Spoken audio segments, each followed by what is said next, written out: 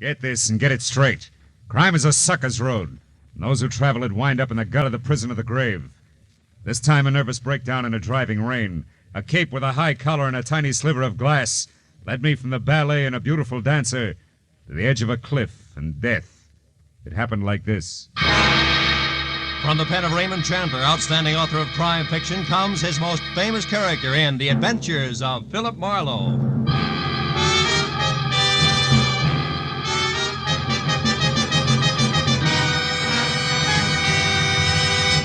Now, with Gerald Mohr, starred as Philip Marlowe, we bring you tonight's exciting story, The High-Collared Cape.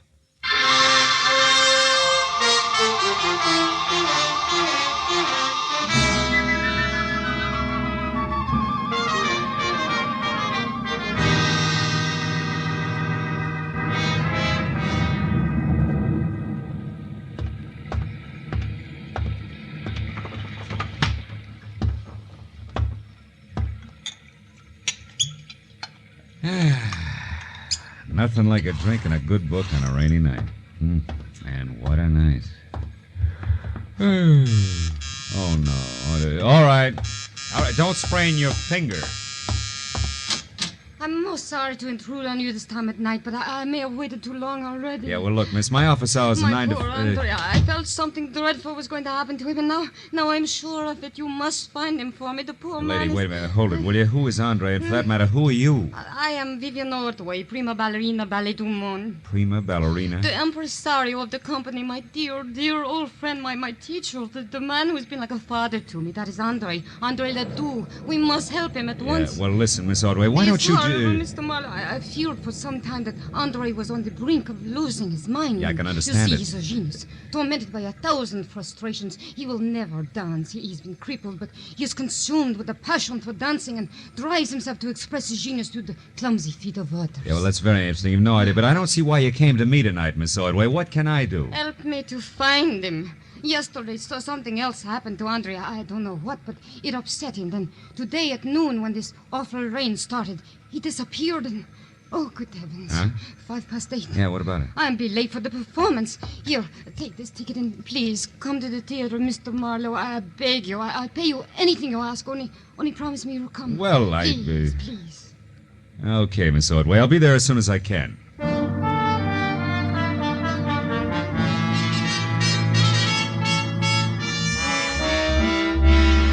The ballerina swept out of my apartment like a frightened whirlwind. As I got dressed all over again for an evening ballet, which I needed like acute appendicitis, I saw that the ticket she'd left was number 27J at the Great Arts Theater, showing Ballet of the World, sponsored by one Mrs. Imogene Wyatt. Well, I got to the lobby, half soaked near the end of the second act, when an icy usherette shoved the program at me and hushed me inside. The audience was a small cluster of Artie diehards down front, which left me in 27J feeling like Midway Island. My client, Vivian Ordway, was the whole show. When I saw the finale coming, I slipped down a side aisle and into the wings, just in time to catch a beef at the stage door between a long, wolf-faced intruder and a pudgy doorman. Ain't here, Scully Haskell. But even if she was, you wouldn't get in. She left strict orders. You're finished. Now get out and stay out. Okay, but let me tell you something. I broke my back getting publicity for that diamond-studded widow in this outfit. Imogene Wire's going to be sorry she fired me. I'm going to see to it personally. Get out of the theater, Scully. You're nuts. To you and his whole troop of stuck-up grasshoppers.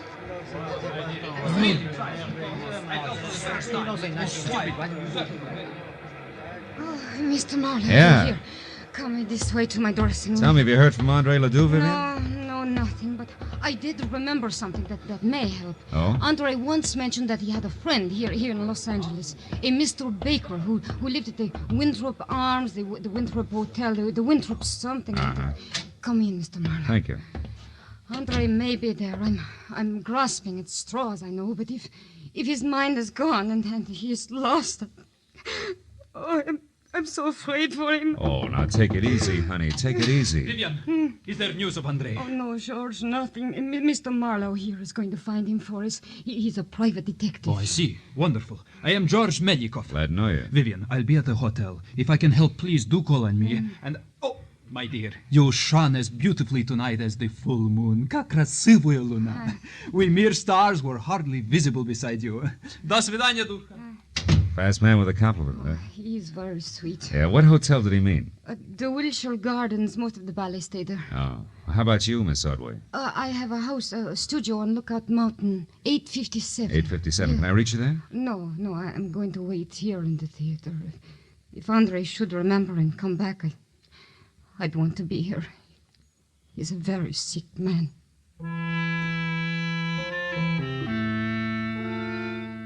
After I left the theater, a quick check in a phone book showed a Winthrop Arms apartment hotel on Havenhurst Drive.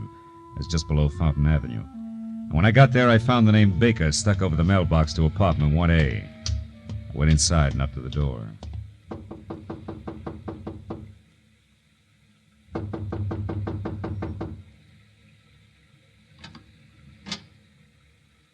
Yes? Andre Ledoux? What do you want? Well, your friends at the theater are worried about you. My friends? I have no friends. George Melikoff's worried about you. George Melikoff, my friend. What? So is Vivian Ordway. Vivian. Uh-huh. Oh, that dear child. What will become of her now? Well, what do you mean? What's happened? Who are you? Miss Ordway sent me to find you. She's waiting for you at the theater. Waiting at the theater? Why? Why? The ballet is finished. What's that? Mrs. Imogen Wyatt withdraws her support completely. There is no more Ballet du Monde. I am penniless.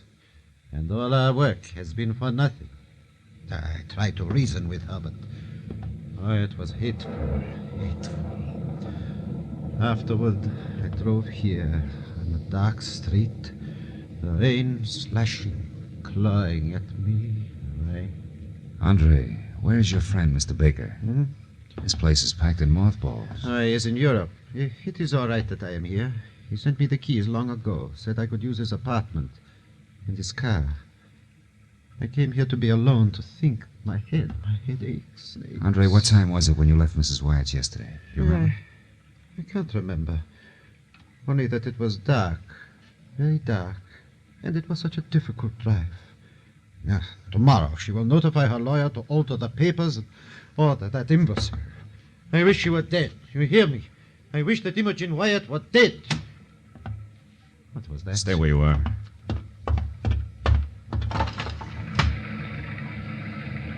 What is it? Do you see anything? No. Now, look, Andre, about your headache. Wouldn't you like to see a doctor? Doctor? No, I'll be all right. I am all right. Understand? Yes, sure. Well, do me a favor, for your own sake. Stay here tonight, inside. I want to check a couple of things, and then I'll be back. Yes, I'll stay. Where else would I go now?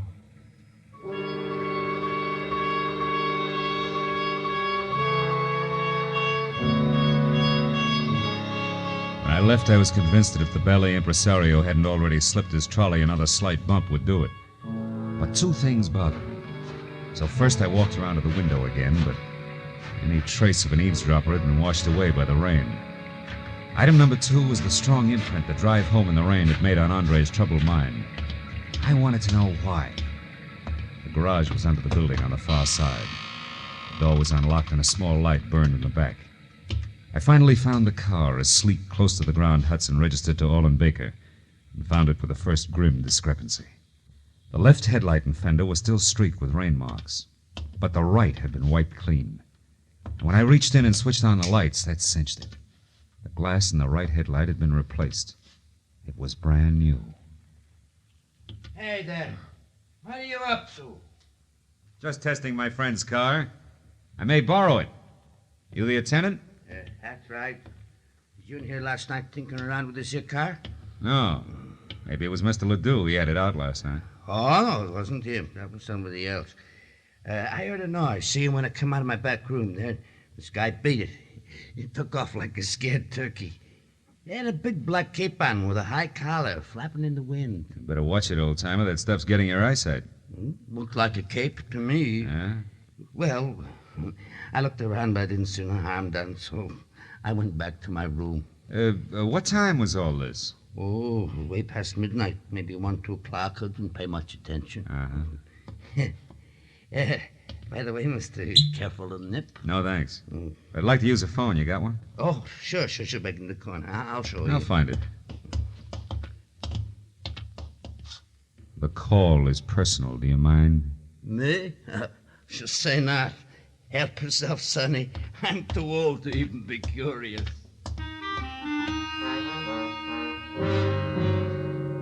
My first call was to a desk sergeant in the police traffic bureau. When I identified myself and asked about a hit-and-run accident possibly on Fountain sometime before midnight yesterday, there was a pause while he checked the record. And then... On the button, Mr. Marlowe. We identified him by his Blue Shield medical card. Oh? One Lyle Kretschauer. Uh-huh. Apparently stepped out from between parked cars on Fountain Avenue between Orange Drive and Roxbury. Was struck by an unidentified vehicle at about 11:10 last night.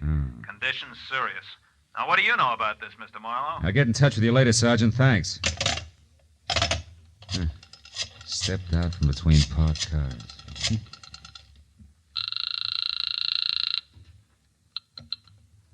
Great Arts Theater. It's Philip Marlowe. I want to talk to Vivian Ordway. Oh, hang on a second, Mr. Marlowe. She's right here. Okay. Have you found him? Is Andre all right? Yeah, for the present. But listen, Vivian, I got to talk to Imogene Wyatt. Where does she live? Mrs. Wyatt. Yeah. Beverly Hills. Let me think. It's 21 Cameo Terrace. 21 Cammy. Meet me there right away, will you? I may have a couple of rough answers for you, baby. But, I'm still in costume. That doesn't matter. All right, I put something on over it. I'll be there just as soon as I can.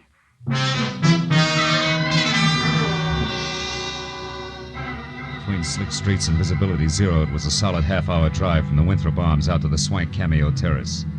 But when I pulled up at number 21, I wondered what the wealthy widow had spent her money on. The house was so small, it must have been shingled with $20 bills to meet the zoning restrictions. I just started up the soggy gravel path toward the door when it came. As I started to run for the house, a green convertible I hadn't noticed before roared to life suddenly and disappeared down a side street. But I didn't have time to worry about it. Inside, I found Mrs. Wyatt on a dining room floor, fighting a losing battle with the distance to the telephone. Accident last night. I was going to ruin it all. Now, Andre let do for me.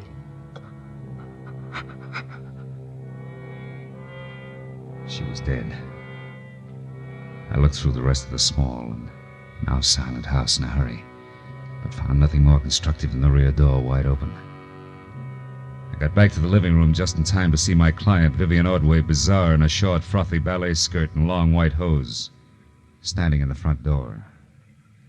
Something's wrong, isn't it? It's one way to put it. How'd you get here, Vivian? In the cab. Who do you know that drives a green convertible? Green. Wait, Scully Haskell, a publicity man, but why? The guy I saw in a beef at the theater tonight. What's happened? Imogene Wyatt was just shot to death. And that puts two items of business up on deck. First, a check call to Andre Ledoux. Andre? Why Andre? On the off chance that he can drive faster than I can. After that, a personal call on Mr. Haskell. You can fill that one in yourself. Marlowe, Andre couldn't have. He couldn't have We'll done... see. Now, hang on tight, baby. Let's get it over with.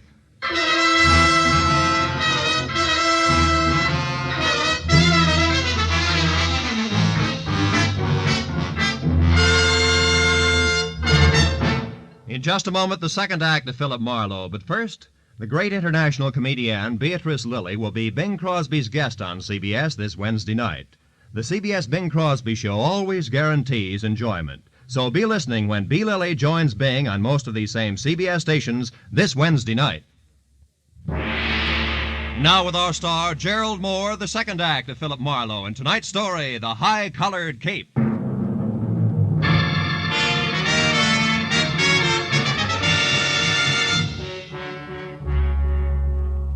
Made a cockeyed picture. A beautiful ballerina miles away from the stage, yet in full color-drenched costume and gaping through tear-streaked grease paint. It's sudden death. It was a good time for me to start checking up. Andre Ledoux, the high-strung impresario, was first. If he was still at the apartment, I could cross him off as having done it personally.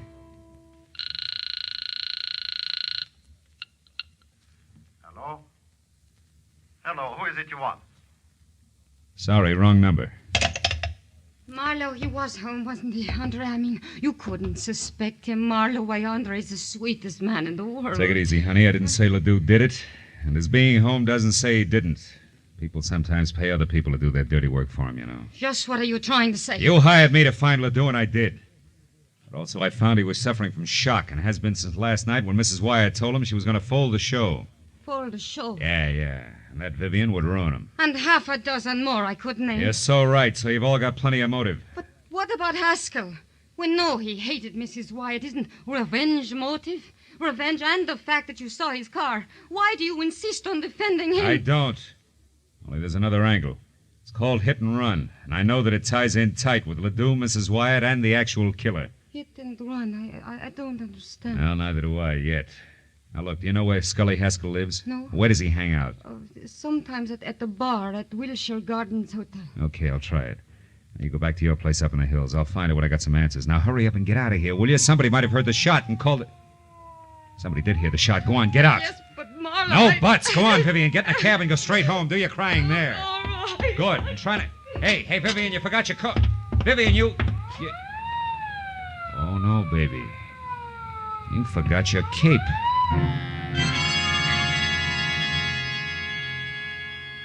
For a long second, I just held it tight and stared.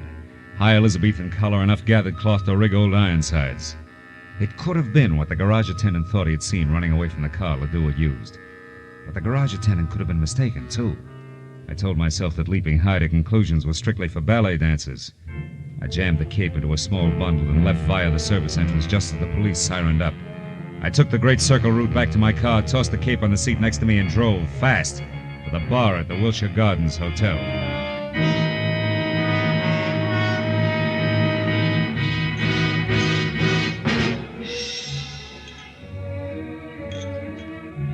It was a kind of flattering pink mirrored place where the hors d'oeuvre had long ago replaced the pretzel. But Haskell wasn't in sight. And the only person around who could possibly be of any help to me was the delicate George Millicott. Mr. Marlowe, have you seen Vivian? I am beside myself with worry. She's all right, Millicott. She's not. I know. It is Monsieur Ledoux that she still worries about him. Yeah, him and a little bit more, George. Now tell me, you know where I can find Scully Haskell? Why, yes, I do. He was just here for a drink. Where'd he go? You're being very brusque, Mr. Marlowe. Being very what? You're brusque. Yeah, well, now look, George. Without grand jetting out of your satin loafers, get this. There's been a murder, and Vivian's in it up to her pretty fluff skirt. A murder? How is Vivian concerned? Come on, Butch, let's get out of here. Where are we going, Mr. Marlowe? Out to my car where we can talk. The rain stopped, come on. Over here. You said somebody was murdered. Who was that? Mrs. Wyatt, she was shot, and it might have been Haskell. Because she discharged him? Maybe. Or maybe something more complicated, like a hit-and-run accident that belongs to Ledoux, but somebody wants to cover. That make any sense to you? Here's a car. No. Should it? No. What's more, it shouldn't to Vivian, either. What are you getting at? There isn't time to explain. Call it thinking out loud. Thinking about this cape, for example, that belongs to Vivian. And about the testimony of a whiskeyed garage attendant. All of which makes me hope real hard that Haskell's the boy. More thinking out loud? Yeah, maybe. Now look, where can I find Haskell? The Paradise Court Motel on Vine. He has a bungalow there, number 3. Oh, thanks. Well, if you're really worried about Vivian, George, go on up to a place on Lookout Mountain Road. She's not in good shape. And here, take this cape with you. Ooh. What? Why, you cut yourself. Your finger's bleeding. Yeah. And a sliver of glass, George. Glass that could have come from a broken headlight, huh? From a broken what? What are you talking about, Mr. Marlowe? Benefit of the doubt, George. Keeps getting harder to give it away. Bring this back to Vivian, will you? Tell her she left it at Mrs. Wyatt's, and that I'm positive Haskell's our man. So long, George.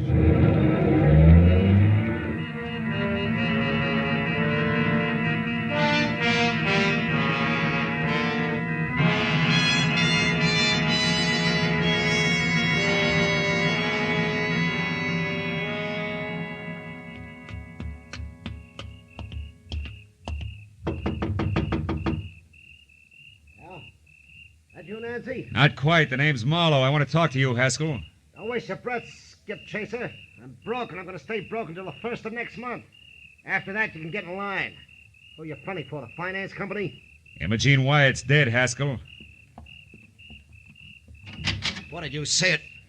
What's the gun for? You lousy temper, get back. Hey, wait a minute. I saw you at the theater tonight. And I heard you, which puts me out in front. Now do we talk, Haskell? About what? Mrs. Wyatt's murder, you were sloppy. And you're off your nut. I didn't shoot her. I didn't even... Slips, huh, kid? So I know she was shot. Doesn't prove I did it. Come on, why'd you kill Mrs. Wyatt? I didn't. How'd you know she was shot? Because it happened just as I got out of my car and started toward her place. I was going up there to read her off. The shot scared me away. Use your head, Marlowe. I was sore, but I didn't kill her. No, but interference on that hit and run you were covering was plenty of reason. What are you talking about, hit and run? Hit and run! Don't move, Haskell. Nuts. I said don't move! Congratulations, handsome. That's just what I had in mind. Close the door and stand still. Sure. Now what? The name's Nancy Connor. Occupation? Ex-friend of the unconscious. Don't look so worried, handsome. I'm on your side. I had something in mind exactly like that left cross you just threw. Is that cold, Yeah. What's your beef? I took this louse to a party with me last night, and he got so stinking drunk that I'm still apologizing to people. He was with you last night? Mm-hmm. Me and a couple of fifths of bourbon. From 8:30 till 5 a.m. And on Malibu. He never left? Not for a second. The loudmouth was positive nobody could get along without him. What's that got to do with you? Too much. Tell Haskell I'll be in touch, will you? I gotta run now. Oh. What are you looking at? It's just a program from the ballet, isn't it? Huh? Yeah. Oh, Haskell has them all over the place, after all. Yeah, sure. So? Oh, so like I said, Nancy, I gotta run.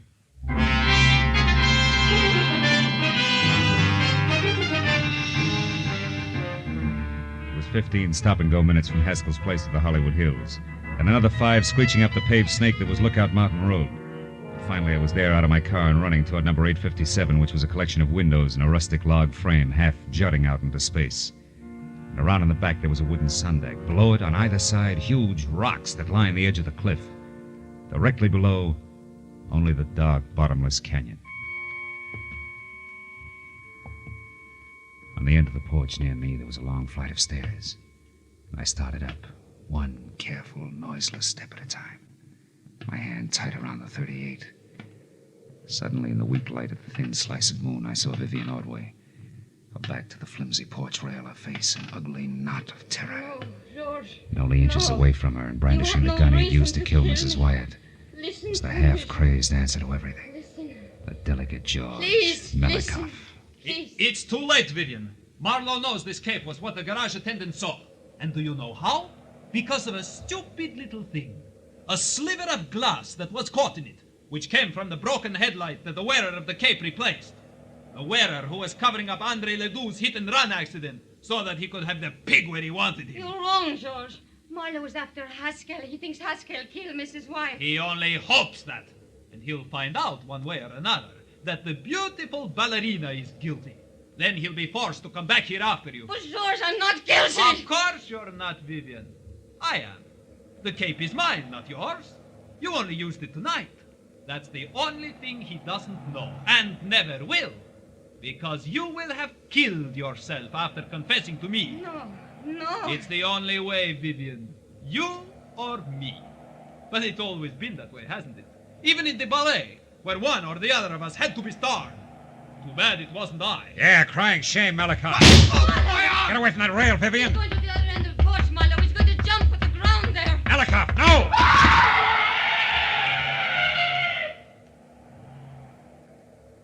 Oh, no.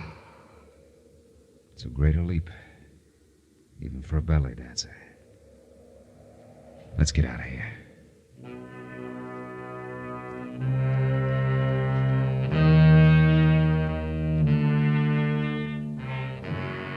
A long time at police headquarters, but finally all concerned had made their statement. The law was more or less satisfied, and Andre Ledoux never knew he'd hit anyone, was cleared of hit and run. That left me and the ballerina driving to a friend's house, where she was going to spend the night. Phil, I know you must have had enough of questions and answers, but... But? Yes. the reason George killed Mrs. Wyatt? Well, you see, Vivian, it started last night when George went to see Andre Ledoux because he was so bitter about his part in the show being cut down. And that was when he saw Andre returning from Mrs. Wyatt, shaken up and half dazed. And with a broken headlight and other signs of having hit someone, huh? Yeah. And from there, George thought fast, covered it all up, found out exactly what had happened from this morning's paper, probably, and waited. When you hired me tonight, he must have followed me to Ledoux's and overheard Andre tell me that Mrs. Wyatt was going to pull out. Oh, so he went to her, tried to stop her, and couldn't. Yeah. Anything else? Oh, yes. One thing. Oh, that's the house there, Phil. They do. Oh, okay. What made you hurry back to my place from Haskell's motel when time meant so much? A hunch, honey. As I was leaving Scully Haskell's, I saw a stack of ballet programs on a table in his living room. The cover on it was very interesting. It features you and a picture of George, majestic in his high-collared cape. So that was it. Yeah, that was it. Good night, Phil. Oh, will you call me tomorrow sometime, please? I'll call you tomorrow, Vivian. Good. It's a nice night, Phil. And so good to be alive. Well, good night.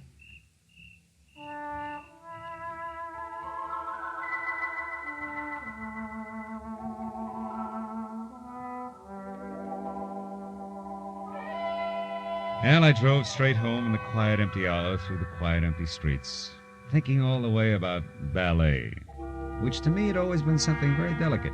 You know, for the long hairs, strictly the arty side. And I thought about the people I'd met who were connected with it. The ballerina with a lot of courage when courage counted. The high-strung Andre Ledoux, Haskell the muscle man, and George, as vicious as anything I'd ever met on Skid Row. And I was still thinking about them when I got out of my car. But then for the first time, I noticed a little white envelope on the seat next to me. It had my name on it. And inside was a ticket for tomorrow's matinee. Same seat I had before. Yeah, well, I figured I'd go. You know, those leaps they do, they're pretty good. What do you call them? Tours. Yeah, they're pretty good.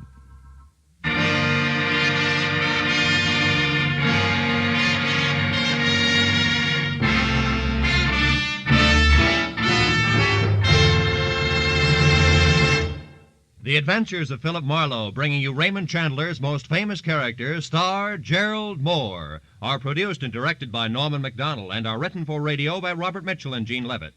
Featured in our cast were Georgia Ellis, Edgar Barrier, Elliot Reed, Lou Krugman, Wilms Herbert, and Michael Ann Barrett.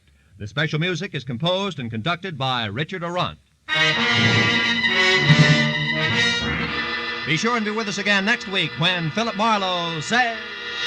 This time it was a fishy horseplay from a red-headed beauty wild about ponies past a black-bearded sailor who bled to death on a racing form, to a neck-and-neck finish over a wandering seahorse worth $50,000. And you know what? I was the jockey.